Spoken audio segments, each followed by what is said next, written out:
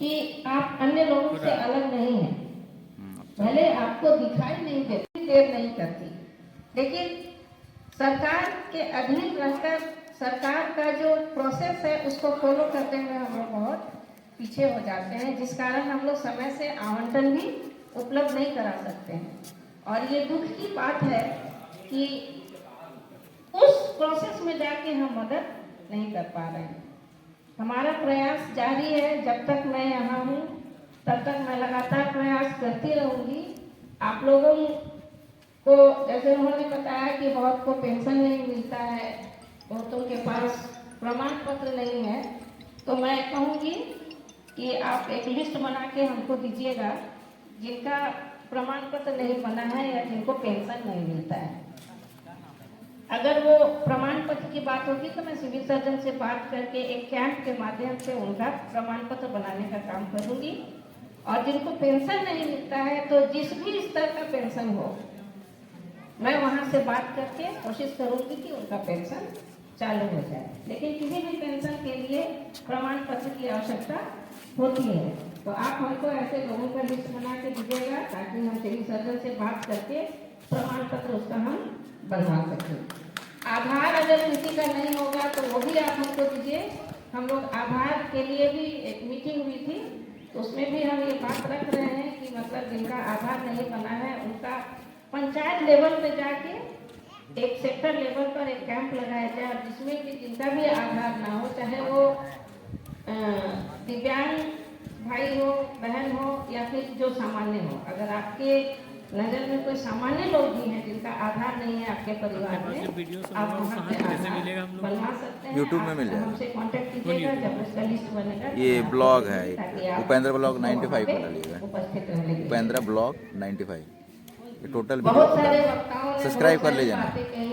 Mobile में। मैं ज्यादा समय आप लोग का लेना नहीं चाहूंगी, बस मैं इतना ही कहूंगी उपेंद्र कि आपको UPENDR असहाय उपेंद्र खुद को ब्लॉग बनाना नहीं है। BLOG आप एक साधारण व्यक्ति से भी ज्यादा प्रतिभावान हैं 95।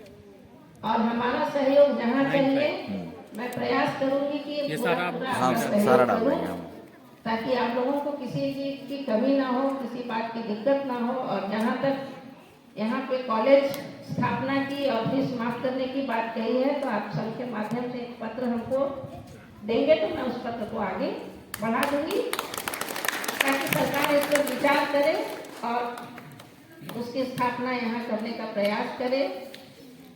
लेकिन आपको आरक्षण की आवश्यकता नहीं है, आपको अपने आप को कमजोर नहीं बनाना है। आप हम लोग से ज्यादा आप लोग सक्षम हैं।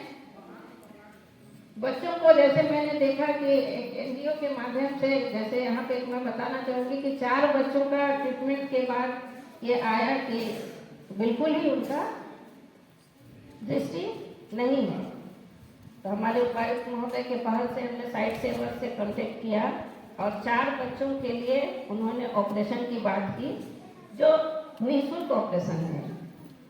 तो इसमें 3 बच्चे तो तैयार हो गए, उनके गार्जियन तैयार हो गए, लेकिन एक बच्चा उसके लिए तैयार नहीं हुआ।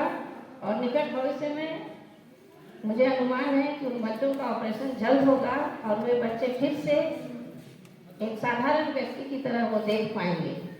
इसी तरह और भी अगर बच्चे होंगे तो उनकी जांच कराई जाएगी, और अगर उनको ऑपरेशन कराना होगा तो हम लोग इसका प्रयास कर रहे हैं कि उनका भी हम लोग ऑपरेशन कराएं और वो भी फिर देखने लगे, ताकि उनके मन में जो ये है कि हम दृष्टि बाधित हैं, अगर वो संभव है तो हम लोग वो कर सकते हैं।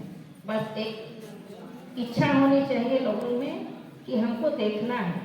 बिना देखे भी तो देखने वाले से भी ज़्यादा काम आप कर लेते हैं, ज़्यादा अचीवमेंट आपके पास है। जैसे संतोष जी जो अभी PhD कर रहे हैं, हम लोग तो सामान्य आदमी होके भी हम लोग PhD नहीं कर पाए, लेकिन आप ऐसी परिस्थिति में भी आप इतने ऊँचे शिक्षा को ग्रहण करने के लिए लालायित हैं और आप प्रयासरत हैं और आपको सफलता जरूर मिलेगी। और हम चाहेंगे कि आप यहाँ पे जब सारी शिक्षाएं आपकी पूरी हो जाती है तो आप यहाँ के लोगों को अपना पूरा सहयोग देंगे, ताकि वो भी आपका अनुसरण करते हुए उतना दूर जाने की सोचेंगे और प्रयास करेंगे। जब तक हम यहाँ हैं, हमसे जो भी सहायता चाहिए होगा हम करने को तैयार हैं। इससे ज़्यादा और तो कुछ कहना नहीं है, इतना ही कहकर मैं अपने वक्तव्य को विराम। सच्चिदानंद पाटिल